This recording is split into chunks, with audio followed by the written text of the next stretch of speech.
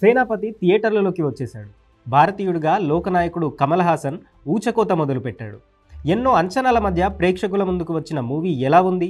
Shankar magic ఎంతవరకు work out అయిందన్న matter తెలియాలంటే రివ్యూలోకి ఎంటర్ కావాల్సిందే. స్వతంత్ర సమరయోధుడు అయిన సేనాపతి సమాజంలోని అవినీతిదారుల్ని, లంచగొండిల్ని ఏరిపారిస్తాడు.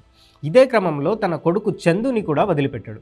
అవినీతిపరుడైన తన కొడుకుని కూడా వదలని సేనాపతి మళ్ళీ ఇన్నేళ్ల తర్వాత తిరిగి వస్తాడు.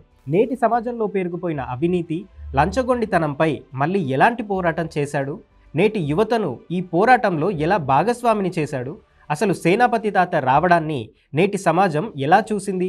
సమాజంలోని పౌరులకు బాధ్యతల్ని సేనాపతి ఎలా గుర్తు చేశాడు? చివరకు లంచగొండి సమస్యని, అవినీతిమయమైన అధికారులను సేనాపతి ఎలా అంతం చేశాడు అనేదే ఈ సినిమా కథ. ఇక పర్ఫార్మెన్స్ విషయానికి వస్తే భారతీయుడు 2 సినిమాలో కమల్ హాసన్ కుమ్మేశాడు. వన్ మ్యాన్ షోలా సినిమాను నడిపించాడు. యుద్ధ విద్యలు, మర్మకళ తెలిసిన వృద్ధుడి పాత్రలో కమల్ హాసన్ మెస్మరైజ్ చేశాడు.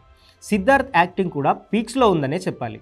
రకుల్, ఎస్జే సూర్య, బాబీ సింహ తమ పాత్రలకి న్యాయం చేశారు. ఇక మిగతా నటీనటులు కూడా తమ పరిమితి మేరకు నటించారు. ఇక ఈ సినిమా టెక్నికల్ విషయాలకు వస్తే పాత స్టోరీతోనే మ్యాజిక్ క్రియేట్ చేయాలనుకున్న శంకర్ చతికిల పడ్డట్టుగా తెలుస్తోంది. ఈ జనరేషన్కు తగ్గ స్టోరీ కాదన్న టాక్ వినిపించడంతో పాటు అవుట్డేటెడ్లా అనిపించిందని, పాత సీసాలో కొత్తసారా అన్నట్టుగా ఉందన్న టాక్ వినిపిస్తోంది.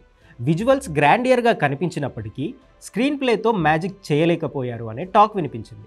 ఇక అనిరుద్ ఇచ్చిన మ్యూజిక్ పర్వాలేదు అనిపించినా ఆర్ఆర్ మాత్రం అదిరిపోయింది. తెలుగు సాంగ్స్ బాగా నిరాశపరిచాయనే చెప్పాలి.